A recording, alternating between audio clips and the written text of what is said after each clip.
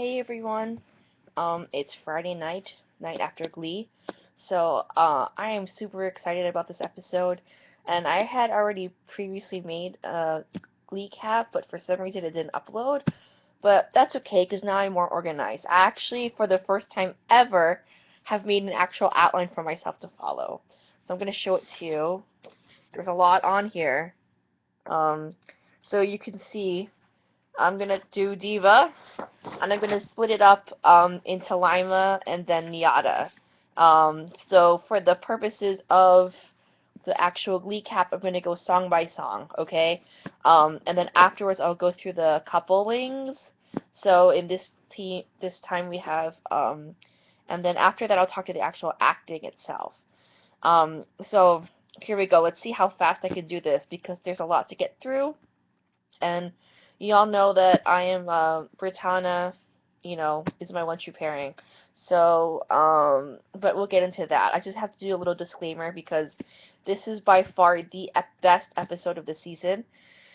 In my humble opinion, feel free to tell me what you think.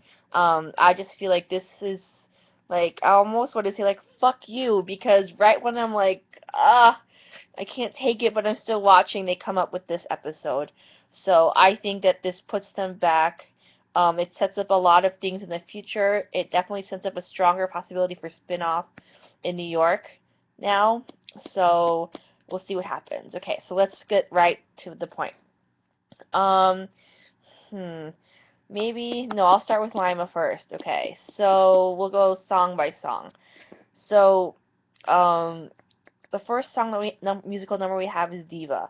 So the purpose of this is that Finn is reviving, or Miss Pillsbury. One of them decides to revive Diva. Oh wait, rewind just a quick second. So this episode, I believe, is episode 13. That sounds right, maybe, or 14. I can't keep track because I got pissed off with Sadie Hawkins and Naked. So at any rate, whatever number this episode is, just know there are 22 episodes in the season. And this was directed by Paris Barclay, who's done good work before. And the best part of this episode is that it was written by Brad Falchuk. Brad Falchuk, Brittana is his baby. If you look back at some of the videos and interviews they've done before, especially Paley Center, he's like the heart of Brittana. He really knows that coupling, like awesome. And so since he's one of the original writers, we call them Rib if you don't know the little so Ryan, Ian, and Brad. So he's, one of the original guys. And I feel like now that they can put focus because he's one of the producing partners for Ryan for American Horror Story, which I don't watch because it just sounds so freaking scary. So I believe it's done. So that's why he can focus now on Glee. And then Ryan also has his hat in the new normal. So I'm glad to see that Ryan Murphy had absolutely nothing to do with this episode, which is why it's so awesome. Okay, that being said, let's go to Diva. Ryan Murphy had leaked this musical performance earlier in the week. I watched it several times. It's amazing. So the reason why we have this number is because they need to come up with a new diva, basically. So all the new kids, old kids, the big group number is this number. Um, I thought that it was great. I didn't even know that this was a Beyonce song, but I think that it showcased all of the kids who are in it. It was a really strong number in my opinion. I loved all the outfits. Darren looked amazing because it actually looked like Darren with the Darren hair. Jenna, I mean every outfit was amazing, and again, heYa was dancing like a freaking boss. Whatever. So there's that. So then the next musical number we get is Don't Stop Me Now, because Blaine is trying to prove that, men can be divas too, which is true. And I am a huge Darren Chris fan. I think he's very, very extremely talented. He seems very humble. He's also half Filipino, which, I'm going to support because I'm Filipino. And I think his talents are limitless, and I'm glad that he has this show, to showcase all of his talents. If you don't know his backstory, he did audition several times for many different parts, and so then he got Blaine.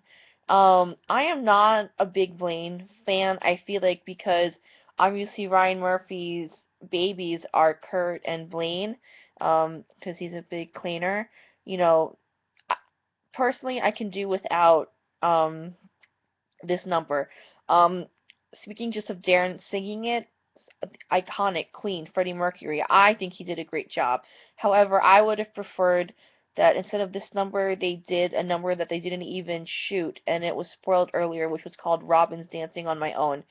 Um, this is just a brief side note because it was leaked that they were going to do this song, and I thought it was great to finally see Britney give her perspective because she, even in these, you know, this all of her relationships she's been like mute. She hasn't really like on her own have her own solo without the group. And the song is called Dancing on My Own by Robin. Look it up on YouTube.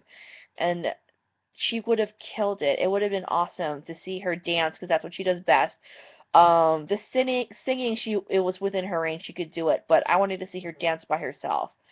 She still brings it every week, but I honestly wish they would have spent the like whatever 2 minutes of Darren singing that song to give it to Brittany's character and Heather. Uh, so moving on from there, we get Not Which City Limits, which let's just take a moment of silence, okay? Because like wow, wow is all I have to say. I mean, hearing Naya sing it was one thing, but to actually see her perform it, uh, they had already leaked prior to this last night's episode a really quick like behind the scenes like making of Diva, like a 1 minute 6 second. I know, I watched it so many times. I know how long it is, and it was awesome because not only did we get to see Naya and Heather, so all heYa feels. We got to see how they, the process of how much it took for, to do all the choreography and everything. Excuse me. Um, I was not familiar with this Tina Turner song, so I looked it up. I compared Tina Turner's version to Naya. Naya kills it. Not Tina, she does Tina Turner really well. If you remember, she did River Deep, Mountain High with Mercedes. Santana did. So it kind of harkened to that. She did a lot of the typical Tina Turner dance moves. She just slayed it. Like, and you could see Britney's face, like, what the fuck? Like, way to not even know what's going on, right? So this is like obviously I'm gonna skew it because I'm on After Ellen all the time. So the fact that like that whole exchange between them after the song performance was just I think that they're trying to lure us all back in, and they did it with Brad's writing because they all know the uproar that occurred when Britney broke the fourth wall and directly said about the angry lesbian blogger community. So since then, Brittana fans have been nothing but positive, doing positive tweets, trying to discourage people from hounding Matt Hodgson and all the writers and Ryan, just trying to be very positive. Um, so it's obviously they are trolling the websites, they're trolling After Ellen, they're trolling fan fiction, to get ideas, I believe. So that's amazing. After Ellen is a great website if you don't know it, especially if you are a lesbian. And even if you're not, just to see the lesbian take on these episodes, I think is very interesting. Uh, because people, one of the things, if I'm gonna, people, if you're not gay, you wouldn't know this. That's what the hashtag Gay Sharks is. That's what the After Ellen tag. So on Fridays, Heather Hogan compiles all of the best tweets of the night because people do live tweet. And then also she writes these amazing recaps that are just out of this world.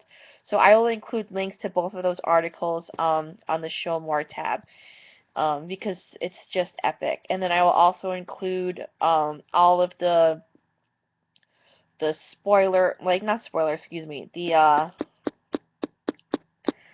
all of the Glee on Fox has its own channel, so they release all the stuff. So I'm gonna have all the links to the behind the scenes, this and all that kind of stuff. Just you'll see it, or you could just follow the channels themselves. Um, yeah, so that was amazing. Way to holler and call out After Ellen because that was like so gratifying. Okay, so on to the next number. Um, It's called She's Mine. So this is originally a duet by Barbra Streisand and Kat Carnes, I believe is her name. So this is the number where Sam and NYADA kind of duel for Britney's affection. So I have to say that, again, they released the music, I believe, on Sunday night, which was insane because, like, that was NYADA's night. Between the Eminem commercial and them releasing the songs, like, people were going nuts on Tumblr all over the place and on Twitter. Alicia Keys' song "Girl on Fire," that is Naya Rivera right now. Between the Super Bowl commercial, and she was one of the number one trending topics. Her commercial in many of it was considered a lackluster year for the commercials. Hers was up at the top. And the fact that they showed the extended version of the Eminem video commercial, released it during Glee was obviously a very smart idea.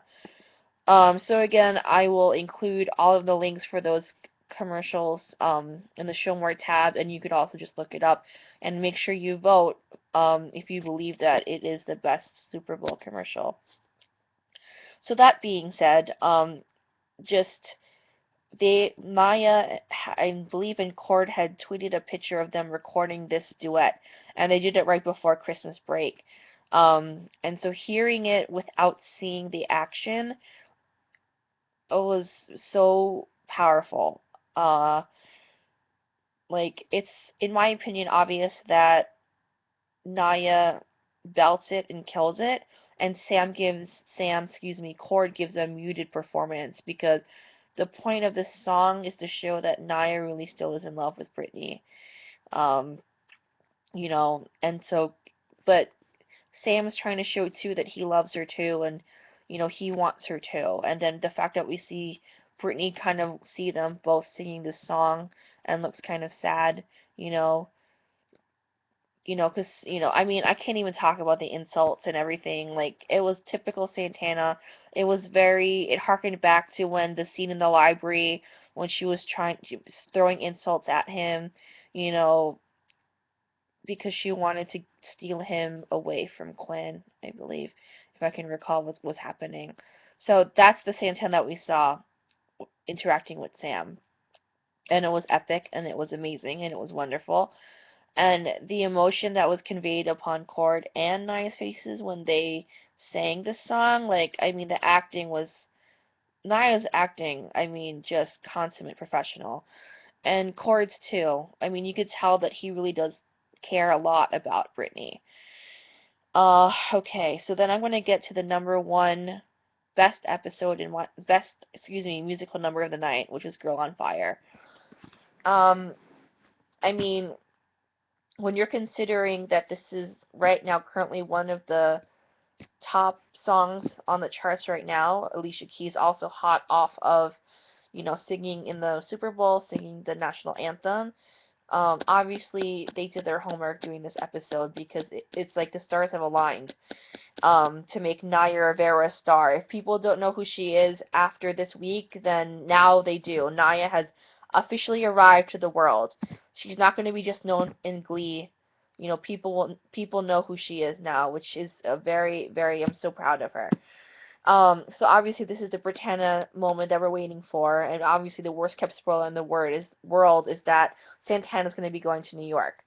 So the reason how we come to find this is, she does Bush City Limits, and then she proclaims that her cheerleader slash backup Elaine is her new girlfriend. And so the dancer who's portraying her, Elaine, her name is Kayla, I think it's Clushenfish or something. She's on Twitter, and she had, like, I don't even know how many followers when it was released that she was going to be playing Elaine. So she's great. She danced great.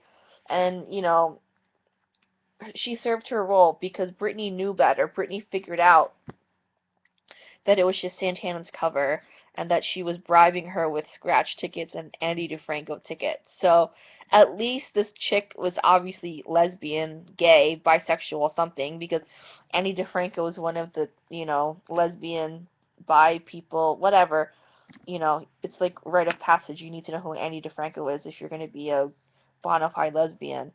But I mean, it's just the chemistry between the two of them, no matter what.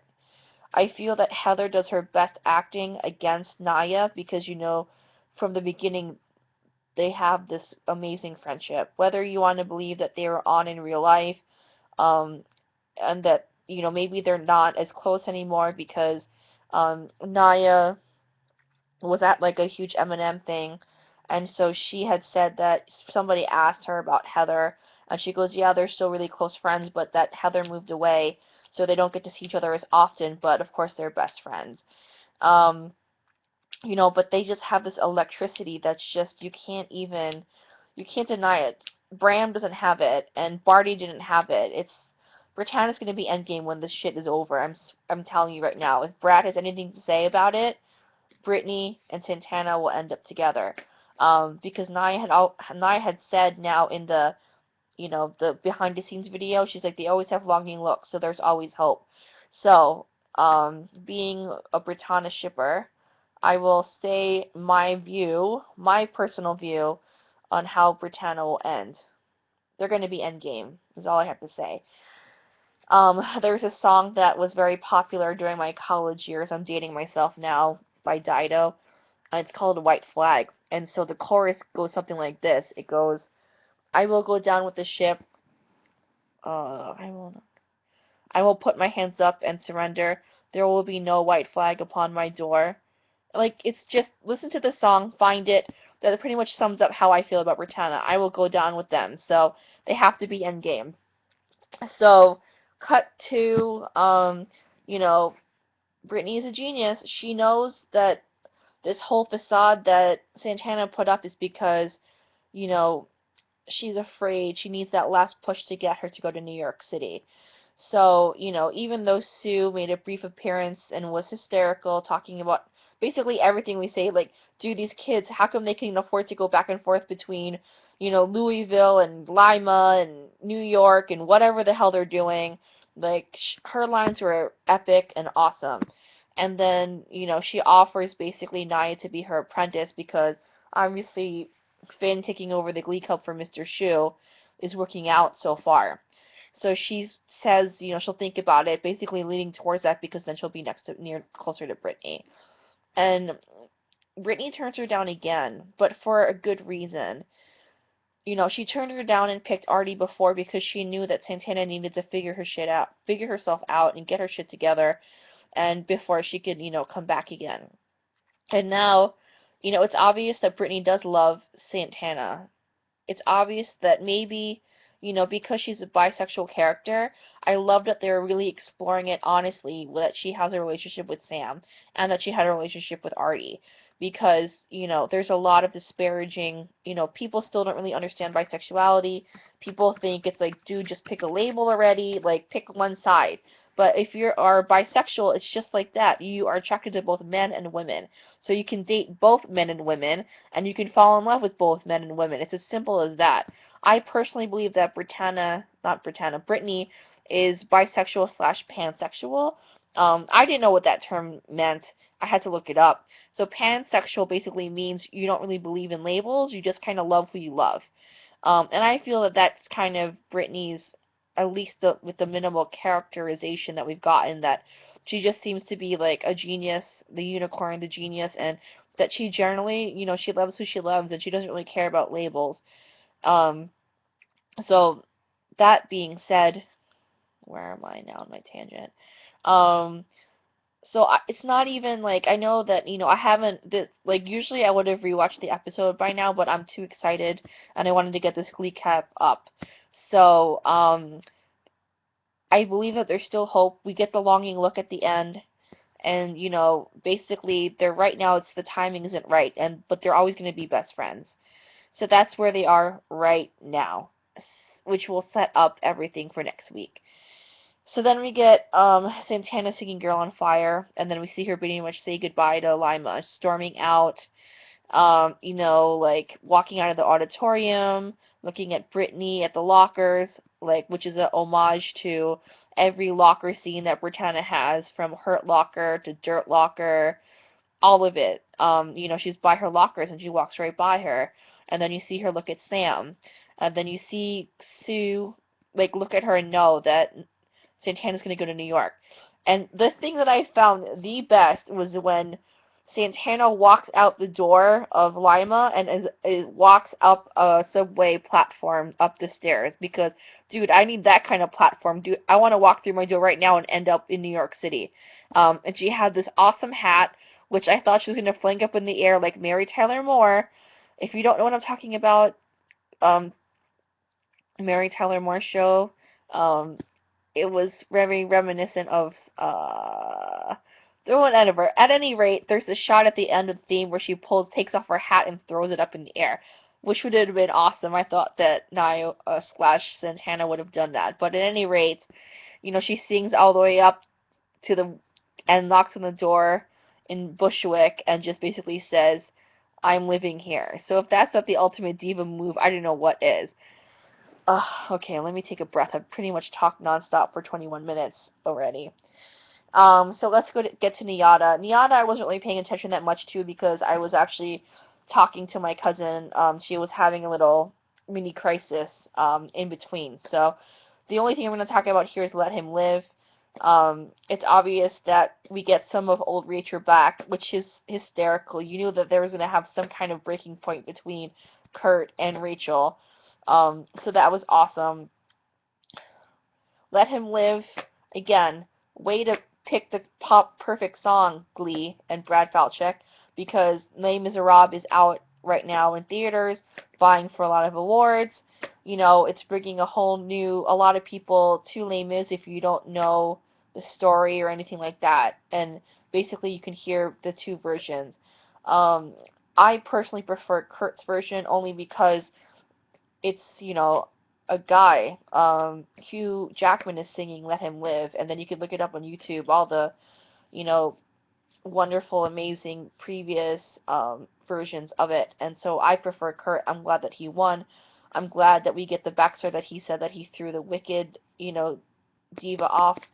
And I'm glad that he won. And I'm glad that, he still ends up supporting Rachel and trying to pick her up. And I heard something about Funny Girl, blah, blah, blah. I wasn't really paying attention at the end. But, Rachel does a great job singing a song that's traditionally sung by a man because it's Lea Michele. I love that we had glimpses of old Rachel because I felt like with the last episode when she did Torn that she was doing a duet with Lea Michele and old Rachel. So it's hard for me to differentiate now between new Rachel and Lea Michele. So I love seeing the side of the old Rachel again.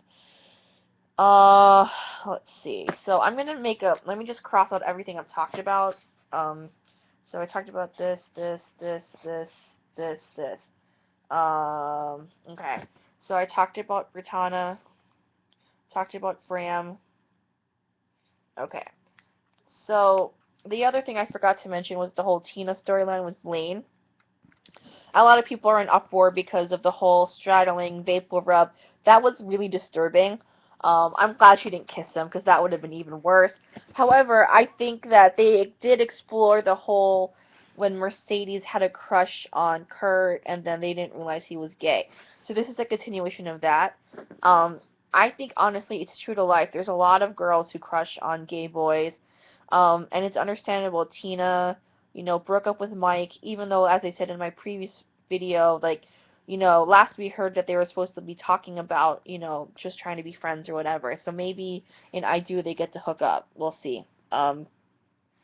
So that part of it, it looks like that storyline is going to be wrapping up soon. I don't think it's that absurd anymore. I think that it does happen a lot. So it seems that Blaine is completely oblivious, which does happen sometimes with gay men, I believe, I guess.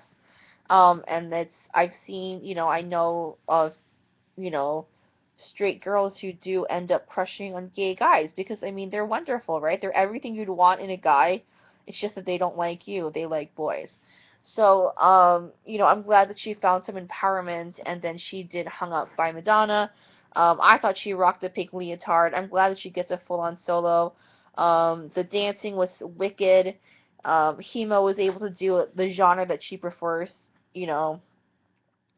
So I think that was awesome that we got to see how they're dancing, like more like hip hop, not hip hop, but like, street kind of moves. And then in Diva, she did her usual whatever she does, her own brand of whatever you want to call it, hemo dancing. I just don't even know what to call it. Um, so, I'm really glad that Jenna is finally coming out and Tina is getting more and more of a storyline because she fucking deserves it. Hello, she's been there since season 1. She's one of the original cast members of New Directions, so I'm glad that she's finally getting her due because she fucking deserves it. Okay. The other thing that I want to bring up, obviously, is Finn and Miss Pillsbury. That kiss at the end was like, what the fuck, is what I have to say. I'm glad, again, that we got continuity from Brad because, we have a reoccurrence of, Emma's OCD, at the end, which leads up to the kiss that happened. So we talk about, she talks about Coach Tanaka all the way back from season 1. She doesn't want another marriage to fail. That marriage didn't happen, but then she married Uncle Jesse. I can't even remember his name, the hot dentist that Santana wanted to drill. Carl.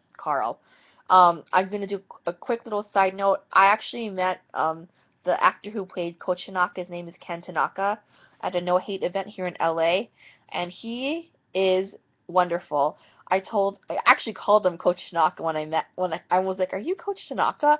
And he's like, "Yeah." And so he introduced himself, and we were talking, and he's saying like how his mother's favorite role he's ever played is Coach Tanaka. And then I asked him if he was ever going to be back on the show, and he's like, "You never know, but I still watch it religiously, and I think it's great what's going on." And then so I started to fangirl about my stuff. So we basically had drinks at a bar. It was fun. He was a great guy. So anyway, so Finn and Emma kissed, which was just ridiculous. And that was a what the fuck moment. And then we're leading into I Do. I'm almost done. I think maybe. For once. Maybe I can get this under half an hour. I'm sorry, I try to squeeze in a lot in these videos, and then so for those of you who actually watch the whole things all the way through, thank you so much. I really appreciate that. Let's see. The other point I want to make up is the reason why this episode was awesome was that it focused on the old kids, okay? The new kids were in the background. They didn't even really talk except for the beginning. They were in the choir room. This was jumping off point for the rest of the back 9. So hopefully, we'll see what happens now. I'm on board with Jake and Marley. I like them. I like Kitty. I like the new kids. I do. Um, but, like, I do like the new kids, but I think that this is a great way to suck everybody back into Glee, because this is the strongest episode of the season. And it can only get better from here based on next week's spoilers. Instead of making this longer and talking about spoilers, I'm probably going to do a separate spoiler video if you want to take a look. Some stuff has already been coming out, so I will do a spoiler video probably tomorrow because I want to be more organized like I was this time. So now I'm just going to give some of my random musings on the whole episode itself. And be on my little Glee soapbox for maybe the rest of this video. Let me see what else. Let me just make sure I talked about everything I wanted. I did. Yay for me. Okay, so the first thing that I want to make a point of is that I've had a change of heart with Matt Hodgson, who is Naya's boyfriend. I'm trying to be an adult. I am really old, and I shouldn't hold a grudge, and I'm holding a grudge for I Kissed a Girl still, and I believe that Brad Falchuk has redeemed Matt Hodgson in this episode. Because you know what? I'm starting to like Finn, which I never thought I'd ever say. I will never forgive Finn for outing Santa, but I feel like Corey and Leah are growing on me now that they're out of McKinley. Um, I think the fact that they're together in real life is just super adorably cute. So I actually like the actors more, and because I like the actors more, I'm starting to like the characters more. I miss Jayma Mays. She is hysterical. Um, I first noticed her when she was in Red Eye, because Rachel McAdams is one of my favorite actresses since The Notebook. And so if you watch Red Eye, she's the receptionist, and she does a great job in that movie too. So Jane was amazing. The other point I want to make up is honestly, I don't think they need Mr. Shu anymore. Um, Finn's doing a bang up job. He's getting better at it. He's getting better at leading these kids. So I totally forgot that Mr. Shu was in Washington, to be quite honest with you. Um, oh, so I totally jumped off 8 different topics. Matt Hodgson, that's what I want to talk about. So, um, I forgive Matt Hodgson only because I know that Naya's with him, and Naya is an amazing person who deserves to be happy, and live her private life in private. So if she is with Matt for over a year now and he makes her happy, then that's great. There's been a lot of talk going on because this is award season in Hollywood. So, he did accompany her to the SAG Awards. Um, and people were making fun of him and the way he looks and, tweeting him angry tweets and then he retweets them, to show he has a good sense of humor. But, the poor man does not deserve like hateful tweets. He's just doing his job. I feel that because I live in the Hollywood area, I have a better knowledge base of how the whole system works. I'm guessing here because I'm not in the industry, but he just basically writes the stories, at least last season. He's pretty much given an overall outline. It's something called the writer's room, so they obviously have the whole season planned out. So he was just filling in, whatever he was supposed to do. The ultimate last say lies with Ryan, Ian, and Brad, basically Ryan. So if you want to blame somebody, blame Ryan Murphy. So I have no problem with y'all hating Ryan Murphy because a lot of times I just want to say fuck you, Ryan Murphy. So I kind of wish Brad would take the helm from now on because this was an amazing episode. That's what I want to say about that. And so, like I said, I will add links on my Show More tab for pretty much everything that I've mentioned. So that will be the M&M commercial, the extended cut, links to Heather Hogan's Glee-cap and Gay Shark tweeting summary. What else did I want to add? And then, if you want to see all of the Glee videos that I talked about, just go on Glee on Fox, the official channel, and you'll see the sneak peek to I Do, the promo commercial for I Do for next week, and then you'll also see the behind the scenes DIVA that they just released today, as well as all of the full out performances. It's easier than me adding the links down here, but I will always support After Ellen. Feel free to follow me on my Tumblr page, and I'll add the links, and then there's always my fan fiction. I appreciate all of you who decide to watch and follow me and support me. You make me inspired to do these videos, and now that Glee's getting back to form, I'm really excited. So look forward to my spoiler video. I will try to have one up tomorrow morning before I, go all crazy and have a fun weekend. So anyway, I hope that all of you, wherever you are, have a great, wonderful weekend. Peace out, Omies. Take care. Bye.